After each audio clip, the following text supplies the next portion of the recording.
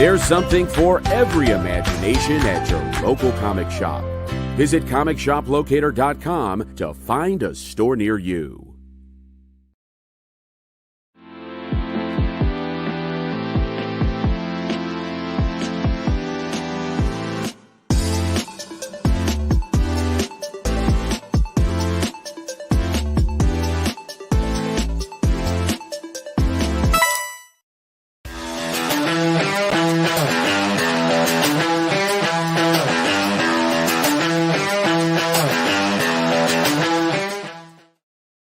What's up, the internet? It's Kyle. How's it going?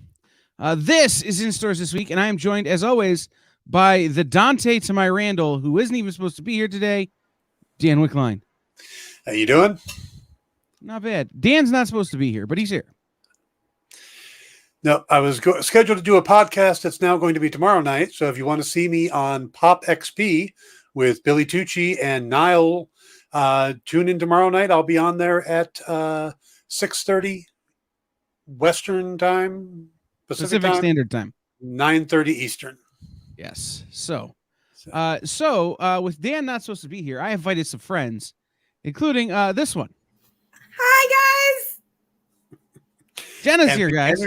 And the energy level just skyrocketed. That is my wave every time. Like every time I interview, every time I talk to people, every time I do a video. And it's like the internet collectively is like, Kyle and Dan need to maybe invest in an espresso maker or more energy drinks if you're Kyle. Jenna shows up and they're like, decaf. maybe just a little bit. I mean, today has been just like high energy nonstop for me today. So yeah, today was special. Yeah. But you did put an earworm in my head now. I did? Yes. What? So one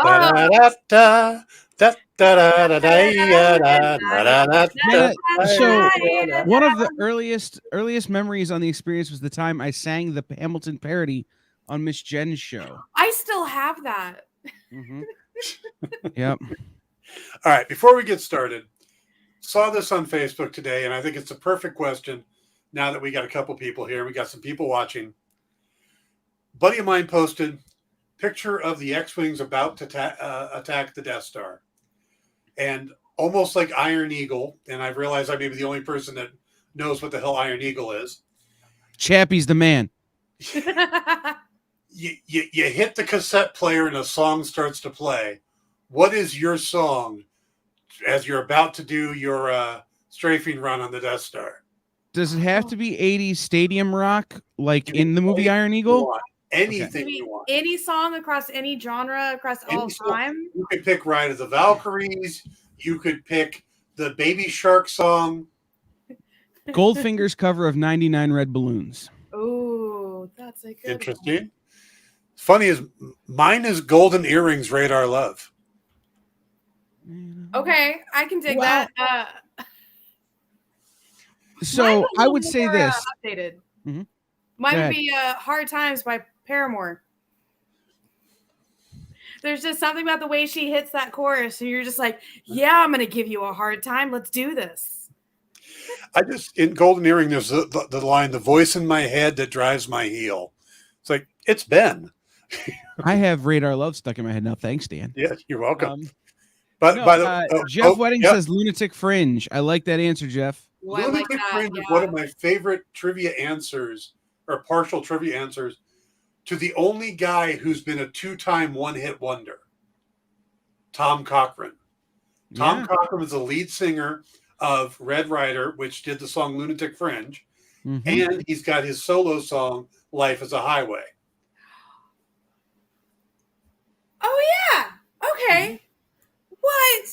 I don't know that that's true anymore. Oh. I think that also falls to Jack Antonoff, who was the lead songwriter and guitarist in Fun, and who also had a hit as a solo artist. Oh, okay. But the question is, did Fun have 2 hits? Yeah. I think they did. Was it Animals? No, there was Some nights. Some nights, And we are young. No, that's and we are young. Yeah. So, I think, so that doesn't count. Yeah, it might have fallen back to him. yep. Yeah. Huh? So, and I will say this, Dan, I actually have a qualification. If we are in Iron Eagle and I'm flying a plane, it's 99 Red Balloons. If Okay. I'm in I a love that. car, it's Ides of March vehicle. Like my songs are always very setting based. Yeah. And if I'm in Top Gun, it's Tom Cruise Crazy by Jonathan Colton. I'm also a big fan of Shinedown's Diamond Eyes for a good strafing run. Okay. Yeah. Somebody asked me that. What would your walkout song be if you were an MMA fighter or a pro wrestler? Yeah. And my answer was Psycho by Puddle of Mud. Oh my God, that is perfect. I feel like that song would do as much work as any fighting I could actually do. When I was DJing, sort of, I always used I Disappear by Metallica. My intro song when I was a DJ, because my radio name was The Ogre, was I'm a Believer from Shrek. Play that as you're introducing 4 hours of heavy metal and hard rock on one of the longest continuous rock stations in the country. They do not love that. No. That's like, I'm going to play Supper's Ready by Genesis. Yeah. That's a 27-minute song. Oh my God. All right, so random trivia time. The longest song that's ever had a radio edit is 6 Degrees of Inner Turbulence by Dream Theater.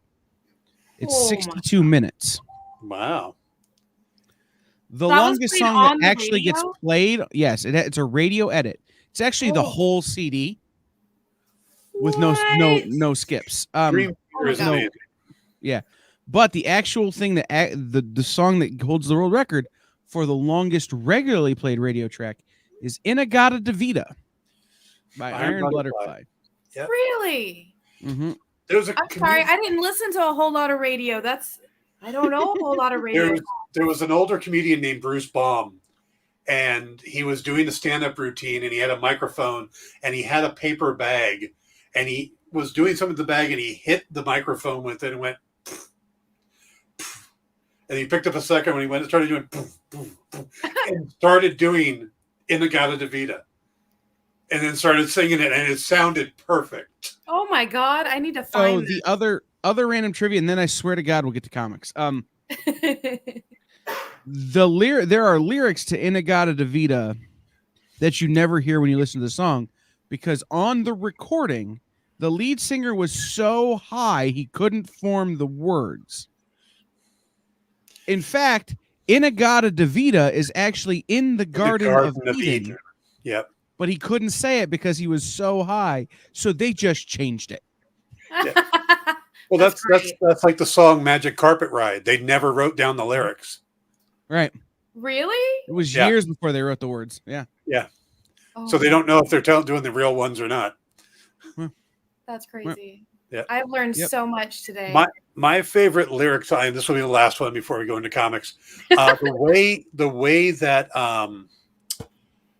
the name of the band, Black Sabbath used to record their music is they would do the music, and then Ozzy would come in and would just sing notes. He wouldn't sing words.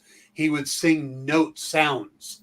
And then Geezer Butler, the bassist, would then figure out words that sounded like the noises Ozzy made. And he would write the lyrics based off of the notes that Ozzy sang. There are two notable exceptions to that. One is Mr. Crowley, and the other is I'm gonna forget. Was Crowley a Black Sabbath song? I thought that was Ozzy on his own. It was written by Geezer. Yeah. Oh, okay. That one I know. Whether it was a Sabbath song or it was an Ozzy song, it was written by Geezer Butler. Yeah. Mr. Crowley. Makes me want to go play. I'm gonna forget the other one, but I used to know this. I spent too many years in rock radio to be blanking on this right now, and it's bugging me. It's been a hard week. You did Well, and it's been many hours of 7 interviewing years. people. And it's only Tuesday. Oh my Right. God. And I Don't haven't done it remind in me. 7 years. So, all right, here we go. Let's start with comics. I'm Okay. going to go to this view. Jenna, you said you read that you had a specific book that you had read. What book Yes, is it? All Guts No Glory. Yes. Zenescope. The Oh my Zenescope book, God, yeah. it was Which was going to be so the last good. book I put up today because this is my pick of the week. Oh, I'm sorry, I stole it from Kyle. No, we'll start with Yeah. the best with my pick of the week. Yeah, this Okay. is a good book. This book was outstanding, and it's very, the way it starts off with is a completely different team. You don't see these guys until quite a few pages in, and they're the cleanup crew for all of the other crew that you were just watching, where they come in and just massacre all the, well, not supernatural, but more of like the baddie supernatural side of the world. And one's a high school kid, and he's trying to get into college, and having a nighttime job where you're cleaning up dead things is not quite good for trying to get into college and grades at the same time. Well, But- so let me ask you guys: did you ever have a job that, like this, where it's like, I don't want to tell anybody what my job is. I kind of hate my job, but it's a good job. Yeah. What was it? Okay. Like, okay, let's put it this way. Would you rather have done that or this? This, what they're doing. Yeah. Okay, I will give you the basics. So when I was about 19 or 20, before I figured out I wanted to go to school for math and got my degree in applied mathematics, I was actually pre-law, and I worked at a law firm, and I was the main secretary to one of the head partners, and most of my job, 90% of my job, was to make sure his wife and his mistress didn't cross paths. And I had to go out and buy their Christmas presents because he was seeing somebody else also. So not only was I going through his paperwork every night when I went home to make sure all of everything was signed and in order for when he, went to whatever trial or whatever they were doing that week or that month. I was also spending most of my time to make sure he went to his mistress's son's baseball game and not miss his daughter's ice skating thing. I would have much preferred to clean up zombie guts. It sounds like my dad's job when he was about the same age. He worked down in Florida at a comedy club, and basically once the show ended and he was cleaning up the bar, he had to keep an eye on the front door to make sure that one particularly famous headline comedian's wife, when they walked in the door, that he would run to the back stairs and get that same comedian's mistress out of the room. Yeah. The second part of that job was also whenever we had somebody new come into the office, if they treated one of the secretaries or one of the people that was supposed to like their team badly, it was my job to make a scene. So one of the head partners would see that they were not good for the company. So I would literally just run around and throw papers in the air. So I was a rock and roll DJ. That was the job like this that I hated. I had 27 jobs by the time I was 25. I've done a little bit of everything. Probably the worst was basically cleaning up a Kentucky Fried Chicken. Ooh. I think Dan would rather clean up I'm zombie hugging guts you. too. You feel it? Well, he's already done that. Dan's already cleaned up zombie guts at the Kentucky Fried Chicken. Yeah, you've already done so the those premise. But yeah, I started working when I was 13. So the premise of this book, guys, just to kind of sum it all down, is what happens after the zombie hunters, vampire hunters show up and do their job.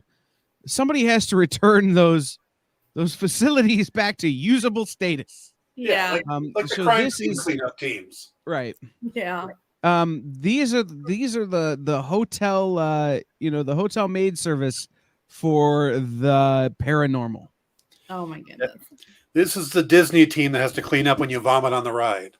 And it was a roller coaster to read. I had so much fun reading it. Yep. Right. We had 2 books with hot vampires this week. Actually, we had several books with hot vampires this week. There's a trend this week. It's the week of hot vampires. And this one is one of them. Hey, at least it's not Infrastructure Week. We had that week a couple weeks ago. Oh no. By the way, JD, it wasn't Robin Williams, an older comedian. My dad was 85 when he passed 2 years ago, so 84. So a little Was older it Henny Youngman? No, not that old, but Are we allowed to figure out who it is? I won't say no if you guess the right name. Okay. Bob Hope. No. Younger than Bob Hope. Younger than Bob. I'm just going to keep guessing ancient comedians. Jack Benny. No. Okay, you're Were going they to guys brothers? who are a little younger than that. So Was it Rodney? wait, no. No. Okay, what part of the country were they from? He had 2 first names. Lenny Bruce? I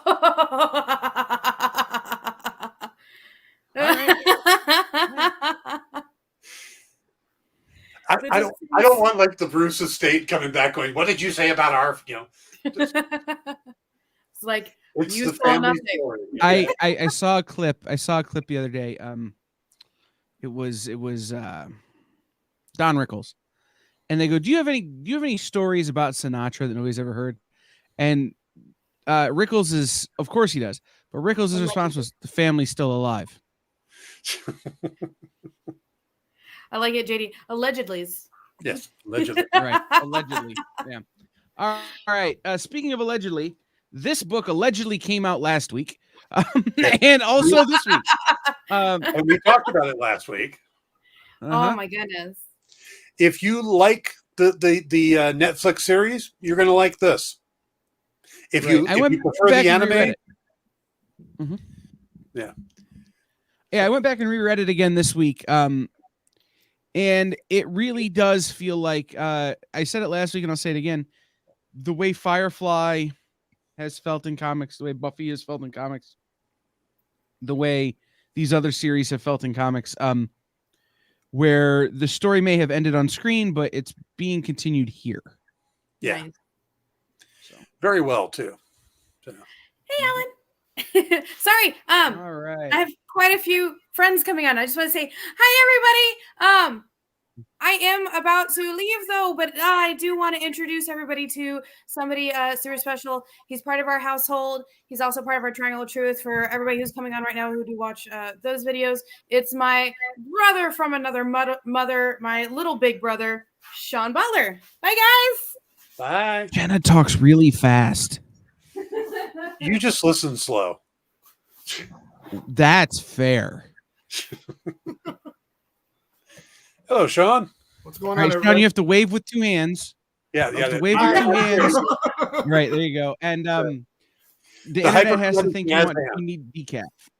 Yes. All right. Let's move on to another book from this week. Our another hot zombie book, but it's a book that only I read. Wait a second. Just noticed.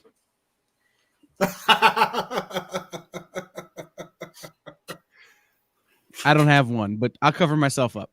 The only difference I know is that. Go with it, Dan. mine is a rounded bill. That's the difference. Yours is what? Mine's a round bill, so it's not the flat bill like yours is. So mine's got, yeah. There you go. Yeah. Anyway, And I'll say this to the internet: mine does not have a pot leaf on it. That's a Buckeye leaf. It's a poison nut. Yeah, eat it; it'll kill you. All right. So this is a book that only I got to read because only I had the physical copy of it. This is Dark Red: Where Roads Lead #1. It is a one shock from Aftershock. that means it's automatically good. It is real good, especially if you've read the Dark Red series. It continues with the story of Chip from the first Dark Red series. But this is like when Evil Dead goes to hell, or some of those kind of stories where Chip finds himself in a one shot. That's their version of one shot, JD. But he finds himself having to in over his head with a partner in a weird kind of situation. This book has a lot of voodoo mythology in it that hasn't existed in previous Aftershock Dark Red books, which is fun. And this character on the cover is introduced and sets up another volume of Dark Red. So this is a great kind of transitional book from the previous volume to the next volume. Nice. I've been seriously thinking about getting the hardcover omnibus that's at the store. Yeah, for sure. JD, the other thing that's interesting about One Shock, and I'll bring it up, you could see that this book is a little wider than our other images will be. These are European-sized books. They're usually oversized thickness, 60 or 80 pages. Oh, these are their premium ones that they do? Yeah, it's a One Shock, which means it's like 60 or 80 pages, oversized, so it's not quite magazine size, but it's not quite not. So, just know it's like 10 Years to Death or some of those other books that they put out in terms of size. By the way, hot vampire in that book,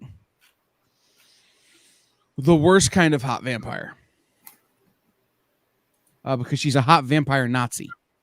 Oh. No. A hot vampire Nazi. Wow. Right. You're going to add stuff together, right? Like, yeah. She was in hell when they found her. I was say this sounds like something Rob Zombie would have come up with. Very much, but it's Tim Seeley. Oh, that's where Tim's crazy. I love Tim. Tim is a crazy person. So yeah. All right. Let's move on to this book. Is not on show caveat on this book. It's not on my list of things that are out this week, but it is on Dan's list. Or we got it because it's supposed to be out this week. Is this Comixology? Yeah, the solicitation on the Comixology stuff gets a little. When does it come out in stores? When does it come out? Kind of thing. It's not always clear. Right. And these next two books are like that. So this is Night of the Ghoul, number 4. Scott Snyder and Francisco Francavilla. Yep. This is Scott Snyder basically channeling H.P. Lovecraft. If you're a Lovecraft fan, this book is right up your alley. And then you throw Francesco's artwork on it, and it's exactly what you want if you're a Lovecraft fan. Yeah. Sean, have you had an opportunity to check out any of these Comixology Press books? Not yet. I definitely want to, because I finally created an account on there so that I can start getting a lot of this stuff, because there's books I've not even seen in stores that they've got that I really want to check out. I fixed your name. It's supposed to be Clearly Not Jenna, but then I hit enter, and I'm going to stick with Clearly Jenna. Alrighty. So my thing on this book, right, is that the only reason I'm not entirely freaked out by the covers is Francisco's art. And even then, I'm totally freaked out by the writing. So this is, I'm a horror nut, and this is pushing it. So Scott went off the deep end with that one? Yeah, it's Comixology is clearly letting Scott Snyder write whatever the hell he feels like and whatever he never got to write before that he's wanted to write. So he's not pulling any punches, and he's not at all hinged. Would you say that's an appropriate? Yes, absolutely. Okay. There is a lot of freedom that he's getting, which he probably doesn't get when he writes Batman. You know? Mm-hmm. So, sorry, I forgot to put my headset in earlier. Well, we're all adjusting. I see Sean's moving in the frame. I'm adjusting my cameras. So I actually, for the first time, got my rig working. I have 2 of the 4 set up. I'm not even supposed to be here today. Right. And Dan is Dante. All right. The next book is another Comixology. This is Clear. This is his Scott Snyder and Francis Manapul. Mhm. I'm enjoying this one a heck of a lot more. I am too. It's a slow build, but it's a good book. And there's a real mystery going on here. And I don't know how many of these are supposed to be, but I have a feeling we're going to get a major twist or reveal. I think we're moving towards a major reveal that I think is going to be a surprise. Yeah, you don't. It's hard to see exactly what's coming, but yeah. Ironically, and this is what's funny, when I went to pull the images and stuff earlier, this wasn't listed on the books that were out this week in stores. Now all of a sudden I go back to, check my notes, and it is on the list of books that are. So clearly, Comixology is still figuring it out. Yeah, they send me the things. They say, "Hey, these are coming out this week," and I believe them. Right, and I believe Dan. So, but the thing about this one is, this is starting to feel a little Matrixy in terms of its psychological sci-fi futurism. Yeah. The whole concept is that basically this company, they've started creating these things called veils, and you basically can live in the world that you want to live in because these computer-like programs change the world around you to look like how you want. And we're following a very film noir style detective who his ex-wife or his ex-girlfriend, I couldn't figure out which one it was, is missing, and he's trying to find her, and it has to do with the idea of a group veil, which is illegal.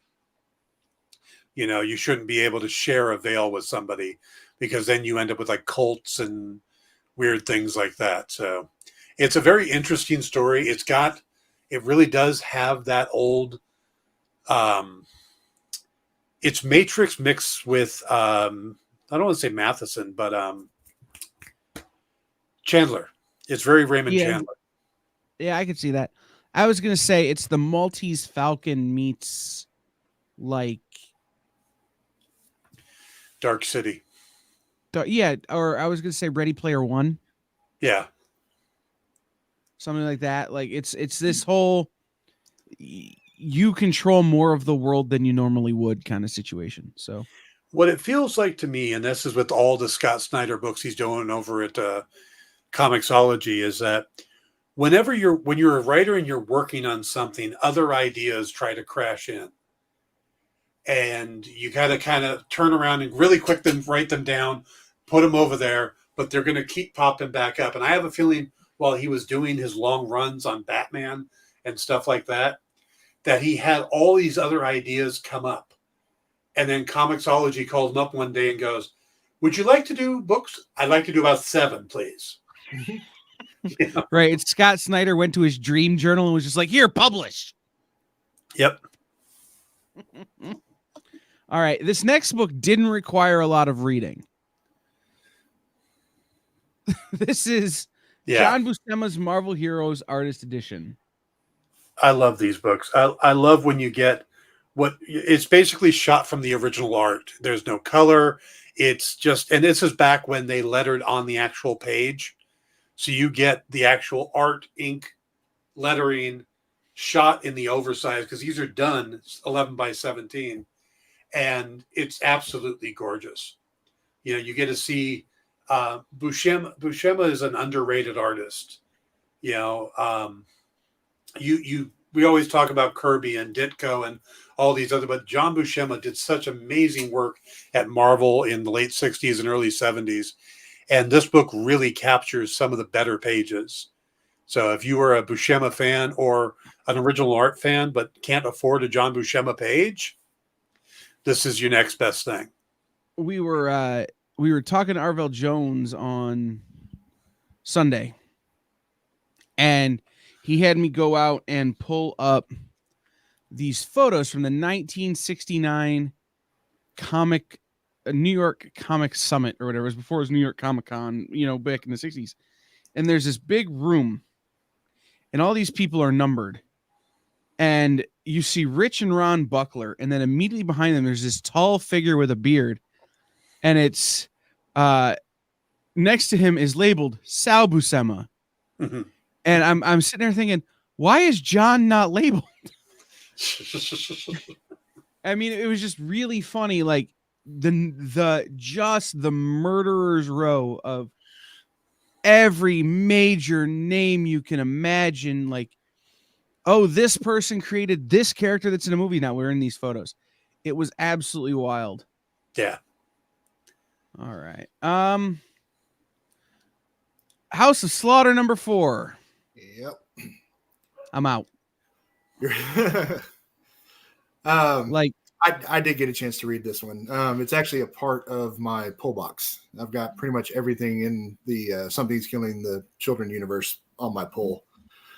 I haven't been enjoying this series quite as much as the main storyline, even though it's not bad by any means, but for whatever reason, Aaron is less interesting than Erica in a lot of ways. Completely agree. But, you know, it is nice to see that they're trying to give more context to kind of why he is the way he is in the main storyline. And this has definitely been doing a good job of it. This issue for me felt a little flat, even though the artwork was great. But it just, I don't know.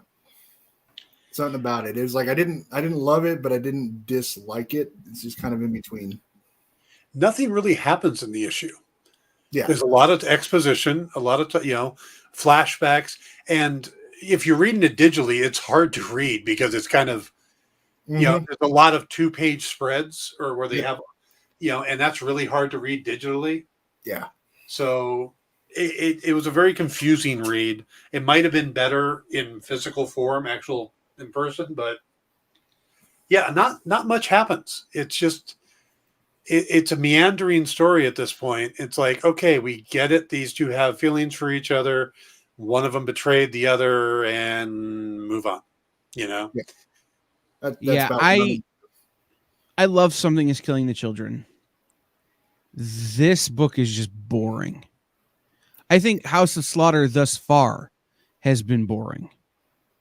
I don't know if Tinian is just overextended. I don't know if he's trying to tell stories that are more nuanced than my brain is accepting in this universe right now. But this is one of those that after issue 4, if we keep reading it for the show, I'll keep reading it. Mm-hmm. But I would stop here and just pick up a trade when this miniseries is over. Read it. That way I could read it in one shot, be done. Okay, I know the story you're trying to tell. I'm good now. Yeah, I agree. It feels like they had something good going. It's like, okay, more money. How do we get more money? And it was, let's tell another story from the same universe, and doing it poorly. I feel like almost if they would actually cover Jace instead of Aaron, that it might be infinitely more interesting, just based on some of the backstory that he's been telling. I could get behind that from Something is Killing the Show. I could totally get behind that. But I also don't think that it's wise to take any weight away from the main storyline. I agree. It's one of those things is like why Christmas can only come once a year, because if it came every 4 months, it wouldn't be special. Yeah. It's that kind of feeling with this. Is Something is Killing the Children is special because it's one of a kind and unique. Yeah. And now it's becoming less that. So, all right. Let's come down to a book that felt like a cocaine fever dream. Vampirella Unholy. Number 2. Whoever decided that Vampirella should team up with Dracula, I would like to meet that person and buy them therapy.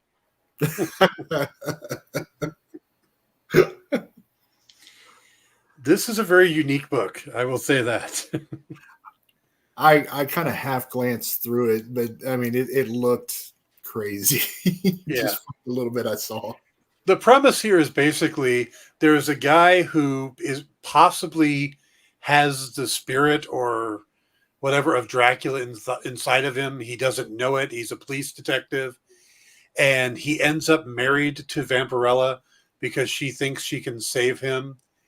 And there's this moment in there where they're supposed to do marital things, and we find out that he's not that interested in her or any female, but he's married to her. So it's like, where are you going with this? It's just a very, it's all right.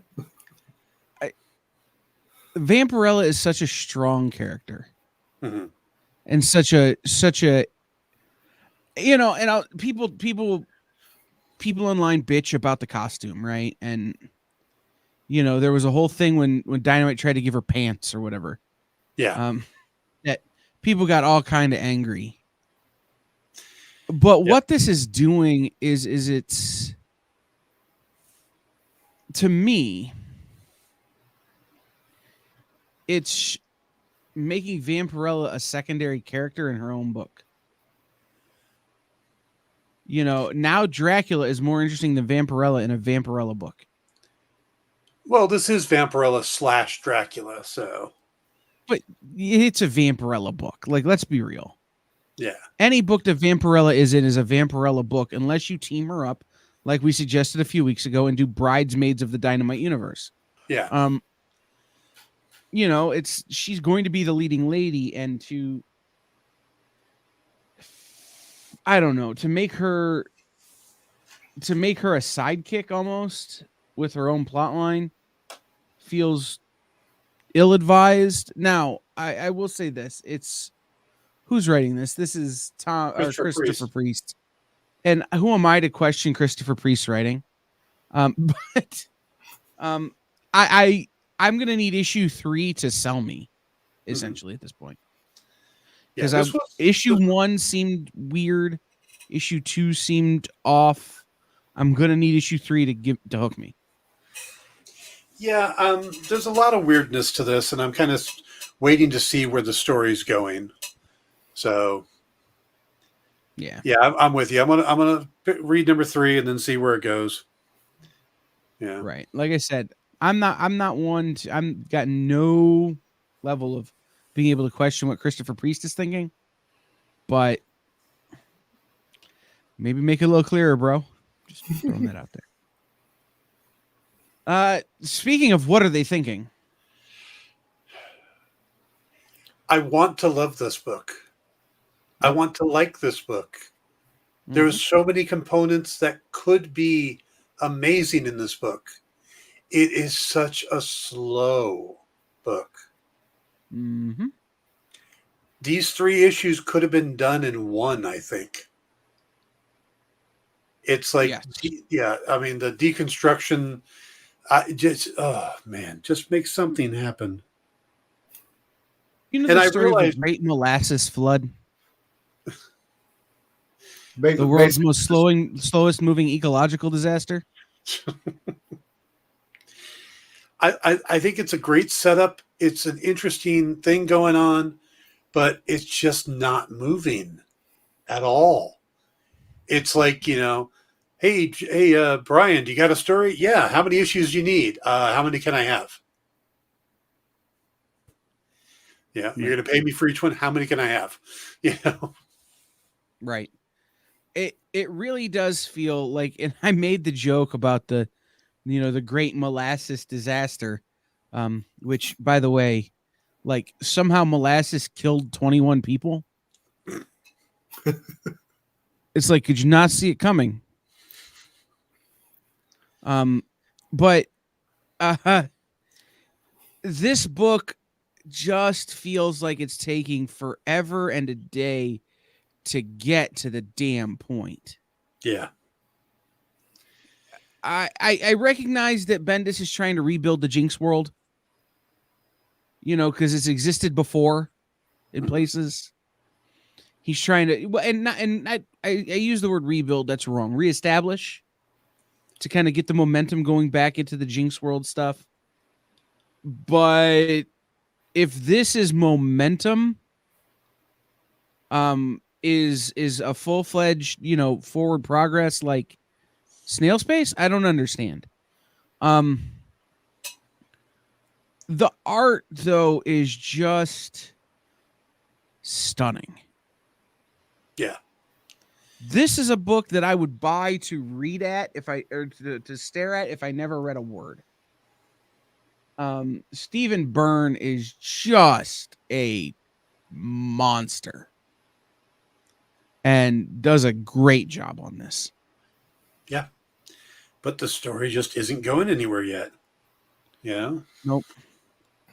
Dan, how long do you have when you're writing, do you have a thought on how long of a porch a book should have before it gets to the point, like, is there a word count that you aim for, or is it just a... Honestly, in today's market, you almost want to avoid having any porch at all. If you can front load it. The best example of that is when I was doing the freeze over at Top Cow. I did the opening story, and Matt Hawkins got a hold of me and says, you need something to happen immediately before you can take the time to build the world. You've got to get to hook. And that's where, if you've read the freeze, there's the whole helicopter scene, that opening is because you can't have a porch anymore. And the Joy operations are like 3 issues in and we're still on the porch. Like the Cracker Barrel of comic books. Nothing but porch. It's kind of, you only find them when they're dead. That was a bit of a slow burn for me. Yeah, that's a good example. Yep. Beautiful book. We've got a lot of books left and we're running short on time. Sorry. We're gonna pick it up here because Invincible Red Sonja. Still great, always great. Yeah, still great writing. If you want an issue where Sonja is naked through almost the entire thing. Yeah, I mean, you don't see anything. Just a side of softcore Red Sonja porn. Yeah. You don't see anything. There's bubbles and debris and just always something in the way. But she's pretty much nude through the entire thing, starting with the cover. So, But it's still a great story. I still think that Jimmy and Amanda are cranking out some of the best Red Sonja stories in a very long time. Here's what I want, and I'm gonna throw this out there into the ether: Red Sonja Painkiller Jane. Oh, okay. That like would crossover. I would read that. Because I can feel Jimmy through this whole book. And it makes me want that kind of crossover. So yeah, but that's as close to actual Robert E. Howard writing that I've read in a long time. Yeah. All right, this is Grim Fairy Tales. What number is this? 56. 56. Yeah. 56. Yes. I gotta say that I have written episodes of Grim Fairy Tales, and I'm not exactly sure what's going on anymore. So oddly enough for me, I haven't read any of this series, so this was my jumping on point, was issue 56. Now that said, I mean, I'm sure a lot of it would be a lot more clear if I had read the previous, however many volumes. But nonetheless, it was really entertaining. As for me, I think most Zenescope books usually are. Yeah. And whatnot. I definitely enjoyed it. The art, typical Zenescope, and this and that. So I'm actually intrigued to go back. I think we have volumes 1 through 9 here at the moment, so I'm definitely going to start reading it. Yeah, it's. I apologize. Dave Franchini. I apologize now for the 3 Blind Mice story. That will mess you up. I remember that series. I liked that, Dan. I don't. The early days of Grim Fairy Tales were like some of the best times. Anyhow, this is Dave Franchini doing Dave Franchini things. Yeah. You don't really need to spell it out much clearer than that. It doesn't have to make sense. It's the Grim Fairy Tales universe. It will all in the end. Yeah. They're playing with the multiverse like everybody else is nowadays. I really do think they're getting ready to set up another. What was the big event, Dan? I'm blanking. They've had a few. You wrote in it. Age of Darkness. Yes, a new Darkness kind of run. Age of Darkness, like Yeah. multiverse of Darkness kind of thing. I think they're getting ready to set up a crossover kind of event thing. Cool. That's what it feels like. I mean, the last 3 issues have felt that way to me. Yeah. So. All right. The Harbinger #4. I still continue to love this series. Mhm. Again, Harbinger was never my favorite Valiant title, but what they're doing here, and they're kind of just focusing on Peter and really examining this character. And here we get a little more in depth into what really happened to him. So, yeah, I'm loving this altogether. This is great. Yeah. This is some of the coolest artwork I think I've seen in a long time, especially in Valiant books. I'm going to say it. I didn't think the Ninjak art was great, and I can't read it. But this one, at times I'm kind of confused as to what's going on because it's very trippy, at least to me. Mhm. Anyways, but art-wise, this is probably one of the most gorgeous books I think that's going right now. Yeah. I'm gonna pile on with Sean here. Robbie Rodriguez took a lot of crap for his run on Ghost Rider because of the way that book looked. Mhm. That was just a tune-up for this. Like that book was like, oh, okay. Well, what if I take this and turn it up to 11 and throw it on a Harbinger story? And that's what he's done. And it is absolutely perfect. And Yeah, Jackson I agree. Lansing is just nailing the story. Mhm. I have never cared about a Harbinger story before. I'm in. I'm gonna go back and reread other ones. I know, like- I've read some of like the Harbinger Wars. Generation Zero was one that actually I really enjoyed. I actually enjoyed a lot of the 2010 Valiant stuff personally. Well, and we know that they're bringing back another one of the Renegades, one of the more popular ones. Mm-hmm. So I'm kind of curious how that's going to fit in, because this really felt like that we had passed the point where any of the other Renegades were still around. You know, it kind of felt like he was the last. So I'm really curious now that we're going to get another one back, exactly what happened, because we're really kind of piecing it all together. Yeah. So, I agree. yeah. I agree. All right. Cyberpunk 2077. I thought this book was as buggy as the stupid game. It's John Wick for old people. Yeah. Yeah, it's a bunch of older characters running around like John Wick, and that's pretty much. Mm-hmm. I will say that has to be one of the coolest covers I think I looked at this week. Yeah, I think the art's great, but I just don't think. I think much like the game, it's failing to live up to what was expected of it. That being said, if you're into the game, I would read the comic. Because much like I was saying earlier about Cowboy Bebop, and we talked about Buffy and some of these others, does feel like a really decent companion to the video game. yeah. If this is your game, then this is your book. Mm-hmm. Yeah, that's how I feel about the Gears of War stuff. Yeah. All right, so we have 2 books left. Mm-hmm. Sean, did you read All Guts No Glory? Did you have a thought? I kind of pieced through it with Jenna while she was reading because you know how she is. When she gets into a book, she's like, "Oh, crap!" Right. This book was turned to 11, and it was awesome.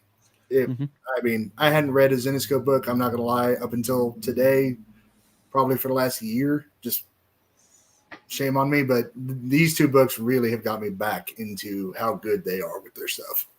Mm-hmm. All right. So I'm gonna go with Alan? this first.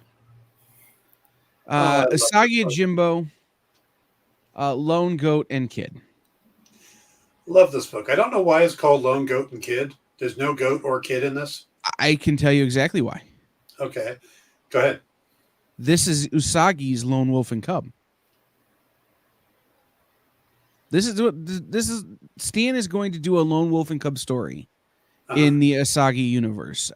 Or for those of you who are less familiar with that, the Mandalorian in the Usagi universe. Yeah, but that's not what this issue is. No, this is a setup. Yeah.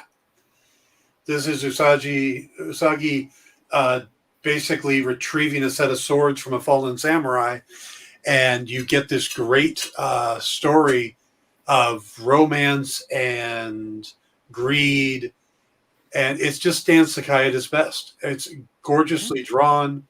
It is just, I mean, if you have looked at Usagi Yojimbo for years and thought, I don't know where to jump in, I don't know, this is a one-shot basically, or this is a self-contained story, you get everything in this one shot, and you can really get into the character, and it's a good gateway in. So I really like this. You really get a feel for the Ronin style stories. And that's what he is. He's a Ronin, and it is awesome. I really like this. This is probably my pick of the week. Yeah, I think for me, I said last night on a show that if your children don't know who Usagi Yojimbo is, you're doing a bad job of raising nerds. If Stan Sakai isn't held in similar regard to Stan Lee, you're wrong. That said, this book, if you don't have any inclination as to what a Ronin story is or what Usagi has been, is gonna feel a little staccato, little I don't know, robotic. A little choppy. Yeah, because Usagi as a character isn't a hugely emotional. He's not going to take you on an emotional roller coaster through Usagi. Mm-hmm. You're going to have to experience it through the other characters in the book. I feel like if you're a fan of like ancient Japanese culture, this is a character that you would really like. Yeah. Right. It really is. Season 1 of Mandalorian. It's very similar to that. Mm-hmm. Dwayne's a pain. Usagi has always been great. It's true. I said on the same show, I said, the thing about Stan Sakai is that he has done one thing perfectly forever. Mm-hmm.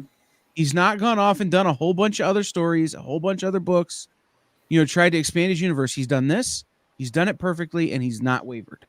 Yeah. And there's some freaking gorgeous covers for this book. Mm-hmm. I mean, I was stunned at how many different covers it had. And every time I'm like, going through the digital file, and it's like, oh, that's a neat one. Oh, wow. Who did that? You just start getting lost in these covers. I ordered the Jason Fabok variant.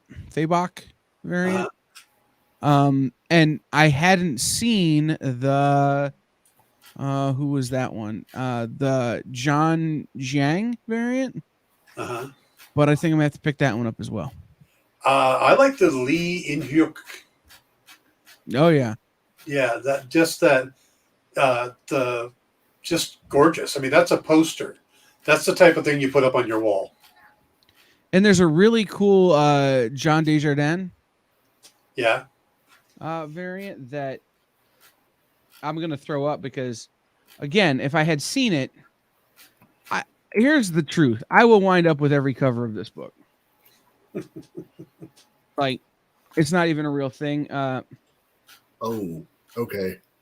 Yeah, that's Johnny Desjardins. Yeah. Okay. That's awesome. That is really awesome. Right. Okay, sure. Yeah. I said we have a couple minutes. We can take a minute here.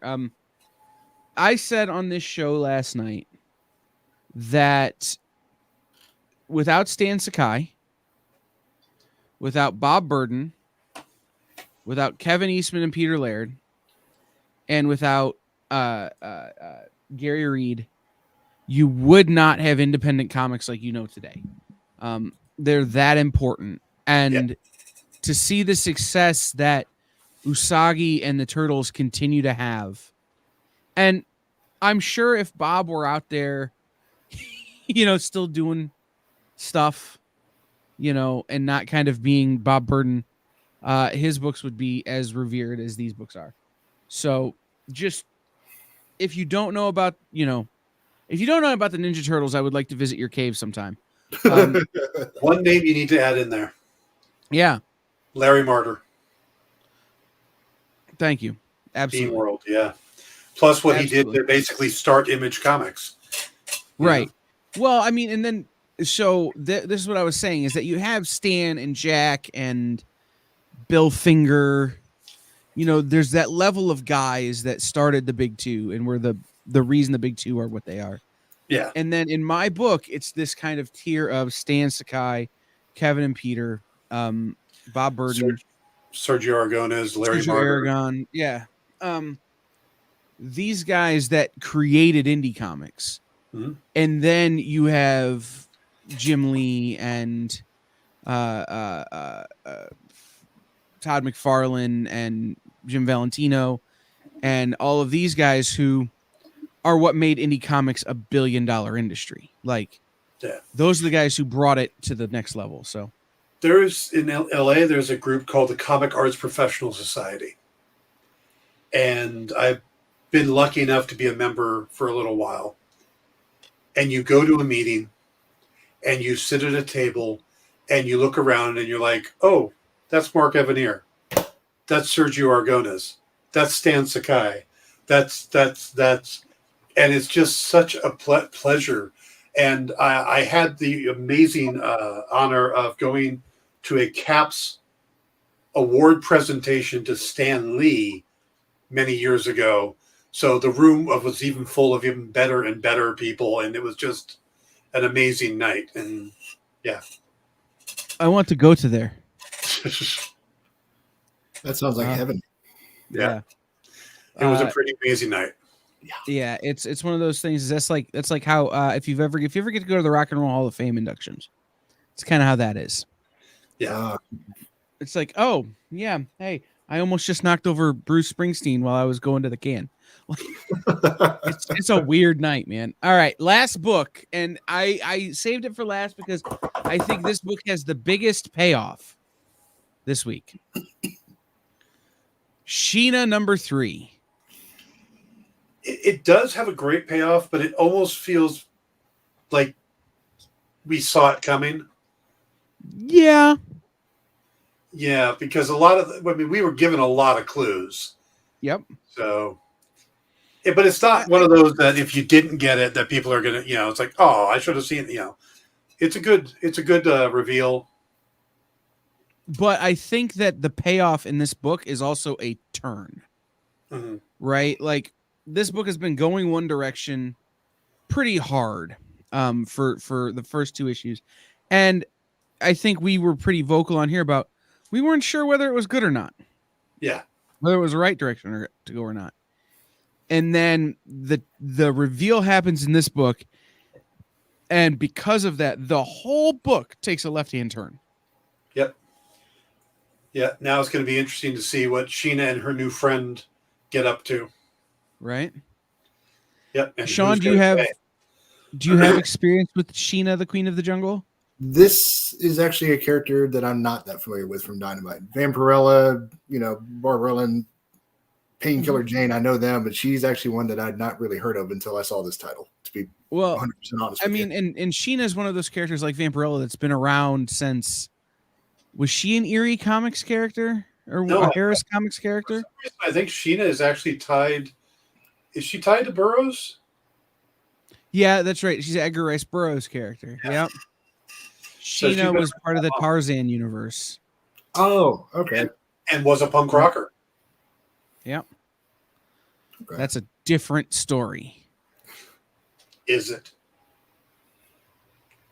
I think that's the Sheena he's referring to.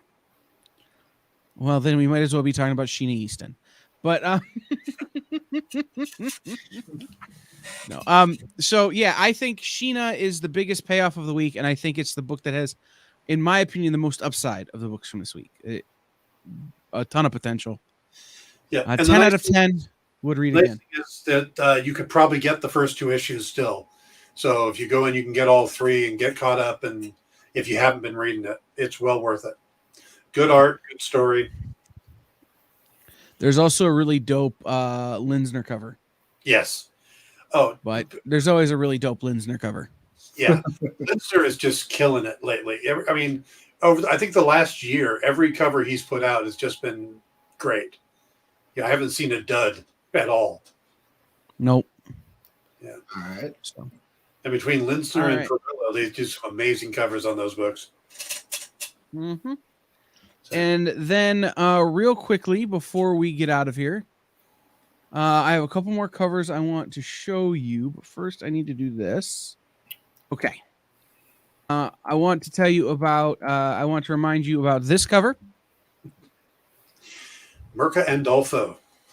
Mm-hmm. This is the cover for Karma, Dan's Kickstarter. That Yes. I'm gonna force him to keep promoting, even if it does make him uncomfortable all the time. I am really bad at promotion, and this has been torturous this month, but I love this book, and I've been out there doing the best I can. And yeah, this is an erotic romance original graphic novel about a straight-laced photographer pulled into the chaotic world of an up-and-coming fashion or supermodel. Mm-hmm. It is very much in the vein of like Sunstone or Swing. We even got Stepan Sejic to do a cover. Oh, you mean this cover? That cover, that's the one. Ooh. Yeah. Yeah. I like that one. Yeah, and then we also have a Michael D. Pascal cover, which comes in regular and naughty. Ooh. Regular, and imagine I had to put a big black bar right across the middle of the screen. Yeah. Yeah. So it is a fun book. The Kickstarter is going great. We have a particular goal we're trying to get to. We're very close to our third stretch goal, and then we got some really neat stuff after that. But we've got 9 days left, and I'm really hoping. I know what our goal is, so I'm continuing to push this. I'm going to be on the Pop XP podcast tomorrow night talking about it. There's some interviews I have to do. So this whole week is going to be just pushing this like crazy. Nice. Absolutely. It's the last push. These are going to sound like huge numbers, but we want them to get further than this. There are 839 backers, $38,410. We need like $1,600 more dollars for the next stretch goal, which I want the next stretch goal to happen because it's another card with naughtiness on it. Very naughty. Yes, some of the more risque, and I think risque is probably a light term for it. Some of the more graphic moments from inside the book are being turned into trading cards. Yeah. Not sure who you trade these with, but right. I mean, so I've read the book, so I know what these images are in the book. Mm-hmm. So I know what these cards are going to look like. Trust me, if you're into this kind of thing, you want these cards. All right. Yeah. I'm not usually into this kind of thing, but Dan tells a great story in the book, and so it's got me hooked. But yeah, we want to get at least $1,600 more to get that next card. And I would like to see this backer number end somewhere in 4 digits. So if we could make that happen, that'd be helpful. That'd be totally awesome. I agree. I would love that. Thank you, guys. Thank you so much. Speaking of, if it's cool, we actually had another writer in watching tonight that had a Kickstarter that just launched today. Alan Dumford over in the comments. His book Pocus Hocus issue 3 just launched today on Kickstarter. So if you dark humor, it's super cool. It's basically a guy, a magician, sells his soul to a demon so that he can have actual magic powers. But then he wants to give him up, and the only way that he can do this is he has to guess the demon's name. So he's David Blaine. That's a joke about me not liking David Blaine. By the way, the answer is always rumpled foreskin. All right. With that, I'm going to wrap up in stores this week for this week. Thank you, Sean and Jenna, for being here. For Dante, who wasn't even supposed to be here today. Yeah. For Dan, Sean, and Jenna, I've been Kyle. This has been in stores this week. We will see everybody next week with more books that are in stores. Later, everyone. Good night, everyone.